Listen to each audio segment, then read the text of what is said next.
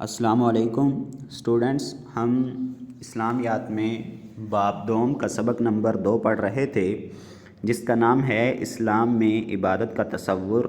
تو ہم اس سبق کا سوال نمبر 1 درج ذیل سوالات کے جوابات لکھیے یہ پڑھ رہے تھے۔ تو اس میں ہم پہلے 3 جز پڑھ چکے ہیں، آج ہم جز نمبر 4 پڑھیں گے۔ تو جز نمبر 4 ہے اسلامی عبادات میں اعتدال کی اہمیت پر نوٹ لکھیے۔ تو اعتدال کہتے ہیں میانہ روی کو، مطلب نہ ہی زیادہ مشکل میں انسان کو ڈالنا اور نہ ہی زیادہ ریلیکس دینا، اس کو کہتے ہیں میانہ روی۔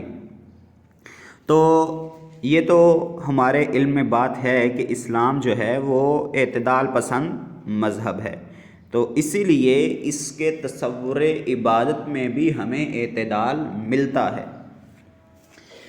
لیکن اگر اس کے مقابلے میں ہم دوسرے مذاہب کی تعلیمات کا مطالعہ کریں تو ہمیں وہاں پر کچھ مشکلات نظر آتی۔ مثال کے طور پر اگر ہم عیسائیت کے عبادت تصور کو دیکھیں تو وہاں پر ہمیں ترک دنیا والی سوچ ملتی ہے کہ دنیا کو ترک کر دینا، دنیا کو بالکل چھوڑ دینا۔ اگر بدھ مت کی طرف دیکھیں تو بدھ مت میں مشکل ریاضتیں یعنی کہ مشکل مشقیں ہیں جو ترک دنیا کی طرف لے جاتی ہیں۔ اور اگر ہندوازم کی طرف دیکھیں تو اس میں بھی ایک خاص قسم یا مخصوص جو رسومات پائی جاتی ہیں جو انسان کے لیے مشکل ہو سکتی ہیں۔ لیکن ان کے مقابلے میں اگر ہم اسلام کے تصور عبادت کو دیکھیں تو وہاں پہ ہمیں میانہ روی نظر آتی ہے۔ مثال کے طور پر اسلام کی تعلیمات جو ہیں وہ ہمیں ساری رات نوافل ادا کرنے کا حکم نہیں دیتی یا اجازت نہیں دیتی، بلکہ وہ نبی کریم صلی اللہ علیہ وسلم جب پوری رات قیام کرتے تھے تو اللہ تعالیٰ نے خود منع کر دیا۔ آپ سورہ مزمل کھول کے دیکھیں، وہاں پہ آپ کو ملے گا اعوذ باللہ من الشیطان الرجیم بسم اللہ الرحمن الرحیم، یا ایھا المزمل قم اللیل الا قلیلا نصفہ او انقص منہ قلیلا۔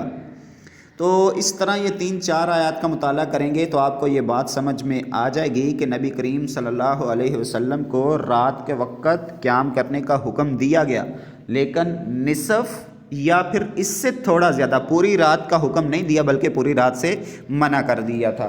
اسی طرح اسلام نے جو انسان کو ہر وقت روزے کی حالت میں رہنے کا حکم بھی نہیں دیا، اسی طرح شادی بیاہ سے بھی منع نہیں کیا، بلکہ آپ صلی اللہ علیہ وسلم کو ایک دفعہ 3 بندوں کے بارے میں پتہ چلا جن میں سے ایک کا یہ کہنا تھا کہ میں پوری رات نوافل میں گزاروں گا، یعنی کہ نوافل پڑھتے ہوئے گزاروں گا۔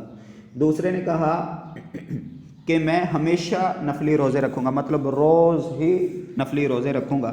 تیسرے نے کہا میں عورتوں کے بالکل بھی قریب نہیں جاؤں گا۔ مطلب کیا تھا؟ ہم عبادت میں اتنا مصروف اور مشغول ہو جائیں گے۔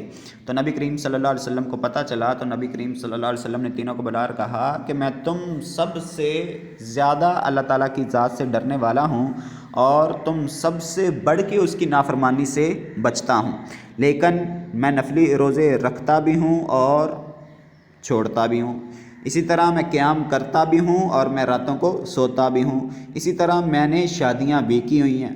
تو اب اگر کوئی میری سنت سے منہ پھیرے گا تو وہ میری امت میں سے نہیں ہے۔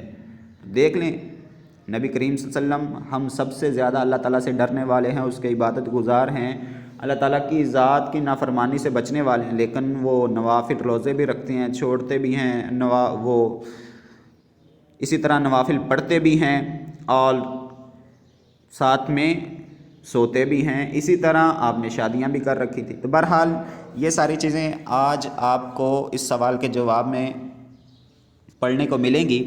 تو میں آپ کو بتا دیتا ہوں اس سوال کا جواب پیج نمبر 16 یہاں سے سٹارٹ ہوتا ہے اور پیج نمبر 17 پہ جا کے اینڈ ہوگا۔ تو یہاں سے ہم اس کو ریڈنگ سٹارٹ کرتے ہیں۔ اسلامی عبادات میں اعتدال اور میانہ روی ہے۔ اسلام میں نہ تو عیسائیت کی طرح ترک دنیا کا کوئی تصور ہے، نہ بدھ مت کی طرح مشکل ریاضتیں ہیں، اور نہ ہی ہندوازم کی طرح عبادت کی مخصوص رسومات ہیں۔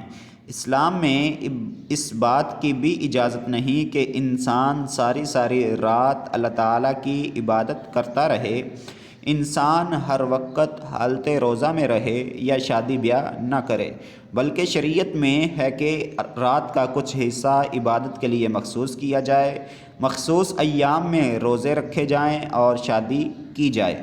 اگر ان تمام امور میں اللہ اور اس کے رسول صلی اللہ علیہ وسلم کے احکامات کی پیروی کی جائے تو یہ تمام امور عبادت بن جاتے ہیں۔ جب آپ صلی اللہ علیہ وسلم کو بعض صحابہ رضی اللہ تعالی عنہم کے متعلق خبر ہوئی کہ ان میں سے ایک نے کہا ہے کہ وہ ہمیشہ پوری رات نوافل میں گزارے گا اور دوسرے نے ہمیشہ نفلی روزے رکھنے کا ارادہ کیا ہے اور تیسرے نے عورتوں سے الگ تھلگ رہنے کا قصد کیا ہے، قصد کہتے ہیں ارادے کو، تو آپ صلی اللہ علیہ وسلم نے فرمایا بلا شبہ میں تم میں سے زیادہ اللہ تعالیٰ سے ڈرنے والا ہوں۔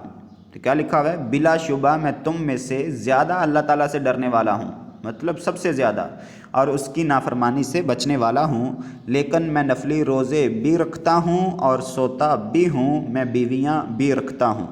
تو یہ تینوں باتوں کی نفی ہوگی جو ان تین لوگوں نے کہی تھی۔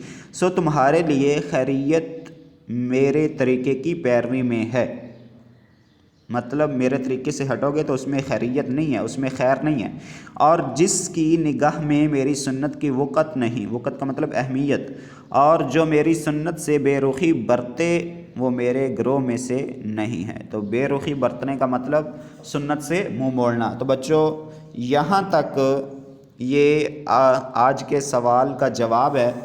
مجھے امید ہے کہ آپ کو سمجھ آ گیا ہوگا۔ اپنا خیال رکھیے اور نیکسٹ ٹائم کے لیے دیجیے اجازت۔ اللہ حافظ۔